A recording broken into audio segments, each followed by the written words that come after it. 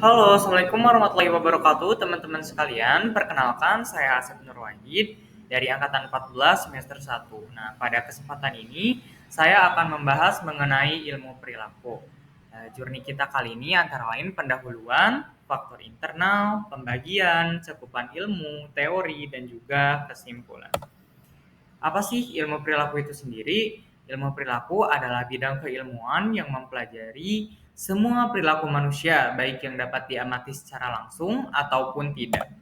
Berdasarkan respon stimulusnya, perilaku dibagi menjadi dua, yaitu ada perilaku tertutup atau covered. Ini hanya sebatas pengetahuan, persepsi, perasaan, dan juga perhatian. Salah satu contoh untuk si perilaku tertutup ini adalah ketika kita mempersiapkan diri pada saat mau interview kerja. Kita sudah mencanangkan sesuatu, kita mempersepsikan bahwa kita tuh nanti bakal gimana nantinya tuh di sana tuh, terus kita bakal ngejawab apa aja.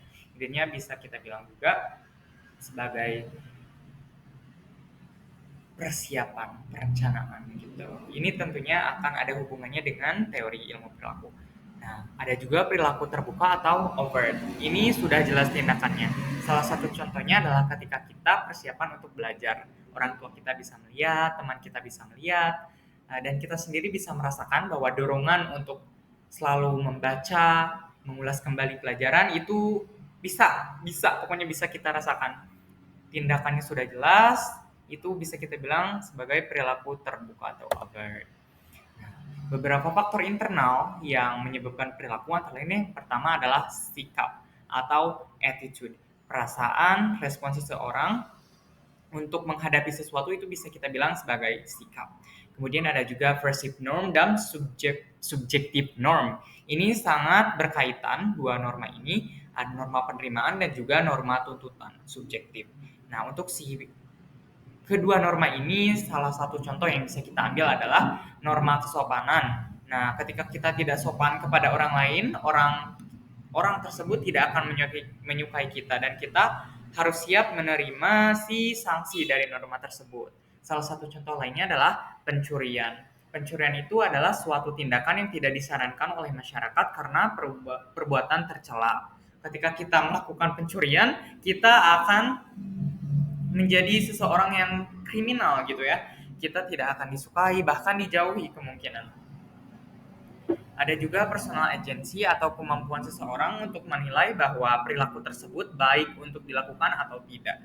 Kemudian ada juga behavioral intention atau kemauan untuk melakukan sesuatu. Bisa kita bilang juga sebagai niat. Ketika seseorang memiliki niat untuk melakukan sesuatu, ya sudah sepastinya memiliki step-step yang harus dijalankan.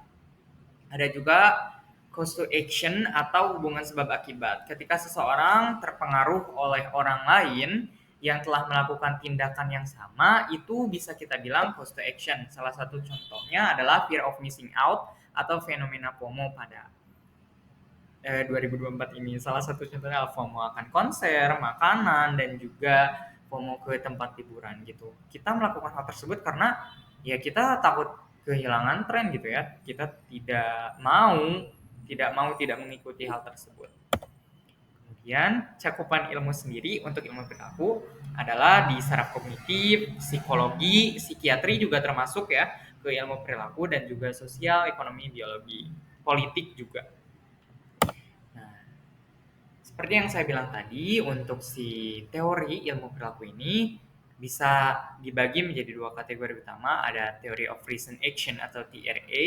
Ini adalah sebuah tindakan yang tentunya memiliki alasan. Setiap manusia pasti memiliki alasan untuk melakukan sesuatu karena hampir setiap perilaku itu diawali dengan alasan.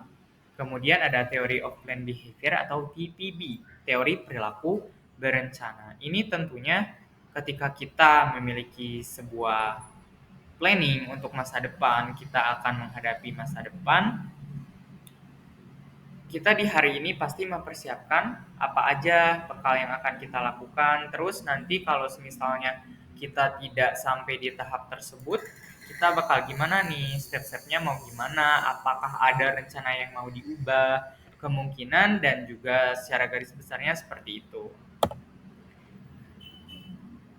beralih ke kesimpulan, si perilaku dilakukan atas kesadaran manusia itu sendiri. Tentunya ketika kita manusia yang normal, yang memiliki otak, semua perilaku itu ya dilakukan ketika kita sadar, kita memikirkan semua aspek yang bakalan terjadi.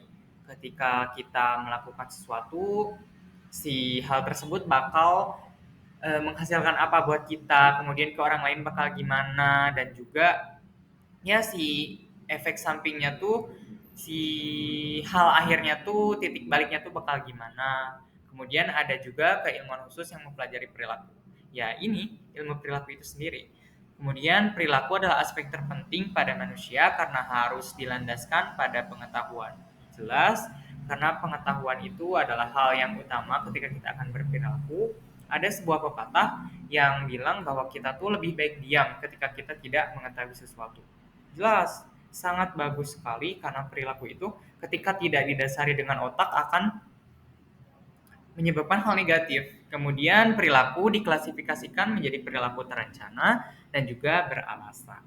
Nah, terima kasih teman-teman sekalian. Sampai jumpa di lain waktu. Wassalamualaikum warahmatullahi wabarakatuh.